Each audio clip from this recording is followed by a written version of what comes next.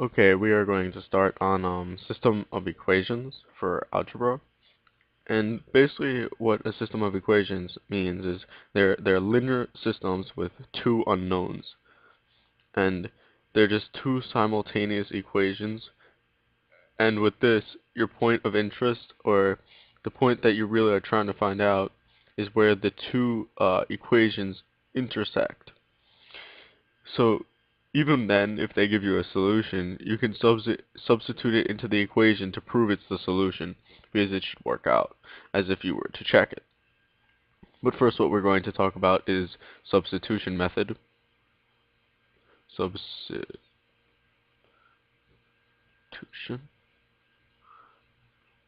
Basically, substitution, the name comes from when you substitute an equation into another. And so basically, if we were given, this is the whole process, by the way. If we get 4x plus y equals 4, and then we get on our bottom, we get, well, y equals x plus 2. So basically, because the y is equal to x plus 2 down here, I'm able to put that where that y is. So what I'm going to do here is, it'll be 4x plus x plus 2 equals 4.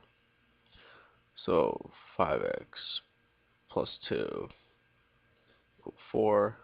Subtract both sides, minus 2, minus 2. X is going to equal 2 over 5. Now, I found x. I need the other coordinate, the y coordinate. So how am I going to find the y coordinate? Well, for the y coordinate, we will substitute x into the other equation and then solve, which I will not show because you can do that on your own. But ultimately, we're going to plug it into the bottom one, the easier one, and I will just show it just for the sake. Equals x plus 2, 2 over 5 plus 2 equals 12 over 5.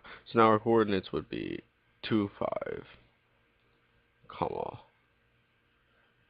12, 5.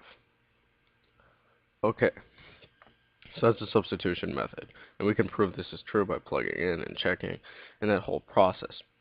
Now, what I really wanted to show, it's clear, what I really wanted to show was the graphical process.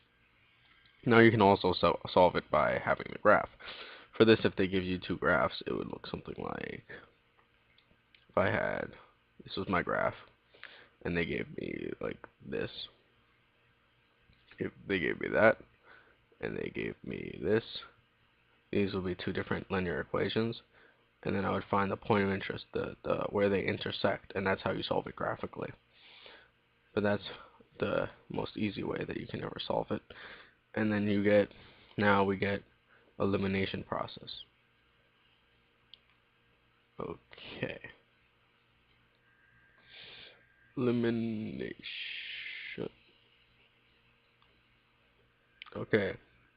So it's more efficient if you get fractional values when you're trying to solve. So that's generally what elimination is there for. So when you get, our objective is to find the additive inverse of any part of the equation.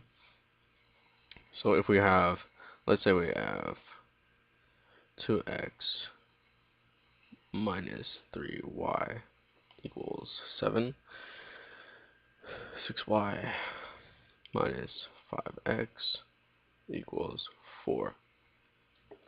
Okay, if I try to solve for this, it's going to give me a fractional kind of answer. So what I'm going to do instead is I'm going to rewrite it because this 6y does not belong down there. So 2x minus 3y equals 7 over 5x plus 6y equals 4. Okay, so what we're going to do here is we're going to times both sides by 2. in order to get the additive inverse. What's going to happen here is the -3, and -3 is going to become -6, and this +6, so they're going to make 0, and then I can solve from there. So let's show that. I'm just going to times the top equation by 2. So basically this entire thing is being times by 2. So it's going to be 4x minus 6y equals 14. And then we get 5x plus 6y. Oh, here we see over here equals 4. Basically 9x plus 0y equals 18.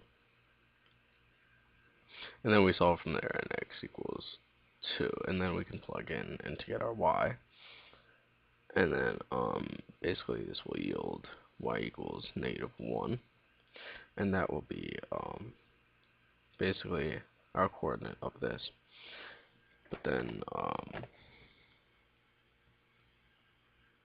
if we had another example, we would over here, let's say we have 5/8x minus 3/4. This is a great example because what's going to happen here is this is all fractions.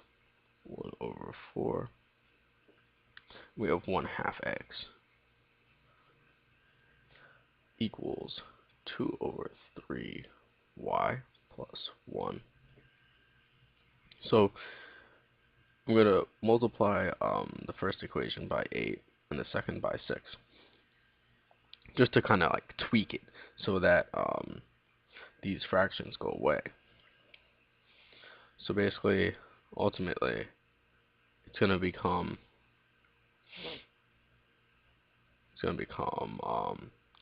5x minus 6y equals 2, and then we get 3x minus I think that's a 9y equals 6. Okay, so what we're going to do here is we're going to have 15x minus 18y equals 6, and then minus 15x plus 20y equals -30. So what I basically am going to do now is show that process. The process of me finding the additive inverse. It's going to be 15 and the 3. So this is going to be times 3. And this is going to be times -5. And ultimately the 15x minus 15x cancel out, and we get 0x, and then what we're going to have is we're going to have plus 2y equals -24. And then we found y, so y equals -12.